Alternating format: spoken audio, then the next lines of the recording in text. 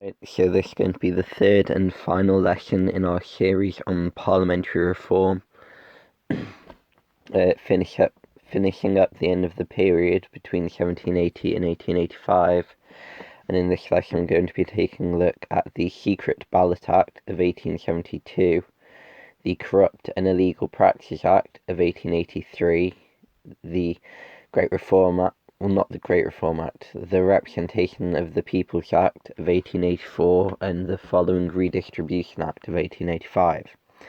So first, let's have a look at the Secret Ballot Act of 1872. The bill was introduced following the report of the Select Committee published in 1871, which examined whether a Ballot Act should be introduced. The Select Committee had observed a great deal of corruption in elections as a result of the hustings system of voting, with treating voters, violent intimidation, lambing, and transporting voters to the hustings being means by which politicians influence the outcomes of elections. There had been no notice of these problems until now due to the past parliaments lacking interest in the matter, but the new Liberal government now wished these issues to be resolved due to the quantity of money they had spent to win the 1868 general election and the flood of petitions that came in shortly after protesting the corruption. So that's why the Select Committee was introduced and they published their report. The Conservatives consented to the bill as they were also tired of spending so much money on election campaigns. The Act followed the recommendations of the Select Committee, whom wrote the 1871 report. The Act removed the old system of voting openly by shouting on the hustings, and instead stipulated that electors were to vote by secretly marking a printed ballot with a cross and placing it into a secret box. If an elector was blind or illiterate, then an election official would mark the paper for him. The Act caused the public to perceive elections as more of a political act than a social event, but it did little to remedy the issue of bribery. So, the Corrupt and Illegal Practices Act of 1883. The 1880 general election was the last to be disgraced by severe levels of corruption, as, following the election, the Liberal government set up a royal commission to establish what could be done to remedy the corruption. As you can probably tell, these commissions are becoming an increasing trend, and we'll see more of them when we have a look at stuff like the Rebecca riots on the popular protest side. Most MPs sided with the bill that was put forth after the Royal Commission published their report, as all parties disliked the high costs of elections due to things like treating and bribery. The Act established corruption to be bribery, treating, undue influencing, assaulting or abducting voters, impersonating voters, and illegal practices were established to be spending more than the maximum legal election expenses, paying for voter transport, employing voters, and having more than 2 in 500 voters in a particular constituency employed in their election campaign. The Act also established how much a candidate could spend on his campaign, but this varied depending on constituency size. The Act also put harsh penalties on candidates who broke these rules. For instance, those engaging in corruption could be sent to prison for a year, or they could lose their vote and right to hold office for 7 years, and the punishment for illegal practices was generally fines. So, now we're looking at the third main act of the period, the 1884 Representation of the People's Act. The Third Reform Act is unique in the sense that there was no extra parliamentary demand for its passing. Instead, the bill was introduced as a means to create a uniform borough and county franchise, also to remedy the issue of compound ratepayers, thus mitigating corruption that continued after 1883, and the fact that MPs generally embraced further reform as inevitable.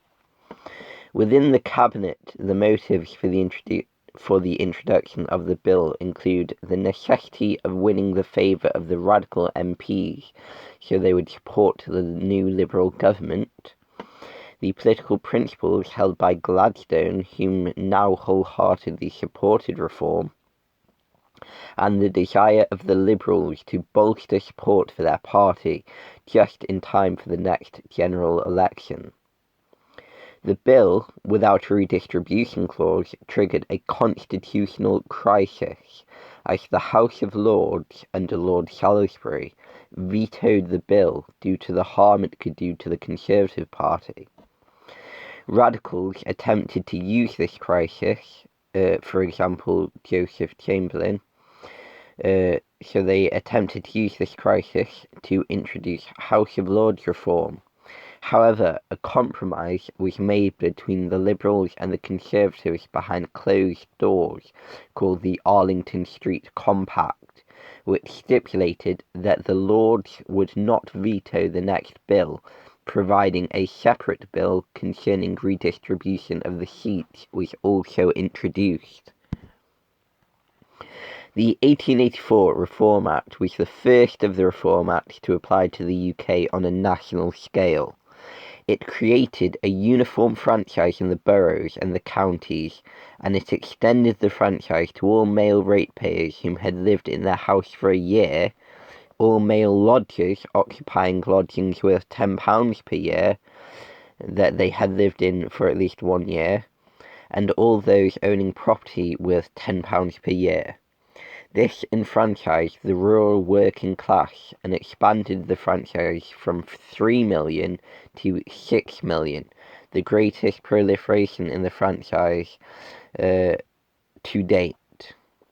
Well, I'm not sure about the 1918 or 1824 Act, but with regards to the period, it's the biggest extension of the franchise. Plural voting remained a problem after the Act, as people owning property in multiple constituencies and university students had multiple votes. Now, finally, the Redistribution Act, that you will remember was a agreed upon act to pass following the Arlington Street Compact. As promised by the Arlington Street Compact, a bill calling for redistribution of the seats was introduced, and it became an act in June of 1885. The terms of the act were drafted by the radical Liberal MP Charles Dilke, and these terms stipulated that all constituencies should have an electorate of roughly equal size, and the vast majority of MPs should return a single MP. Following the passing of the Act, boroughs with a population under 15,000 lost their MPs and merged with the counties, and boroughs with a population under 50,000 lost one of their 2 MPs. This produced 138 seats that could be redistributed, and existing constituencies were split up, so 647 out of 670 became single-member constituencies. The significance of this act is amplified when one considers how it removed the idea of constituencies based on historic communities and replaced it with a system based on numbers. So that concludes our in-depth analysis of the Parliamentary Reform movement between 1780 and 1885. We're going to do another one of these series on popular protests. I believe that we'll start off at 1820, as I've already done a series talking about popular protests between 1780 and 1820. We ended at the Queen Caroline affair. So I suppose we'll start off from then, probably talking about stuff like the Hyde Park demonstration first, and ending with trade unionism and stuff like the Sheffield outrages and the rise of new unionism, which involved unskilled labourers and semi-skilled labourers in the 1880s.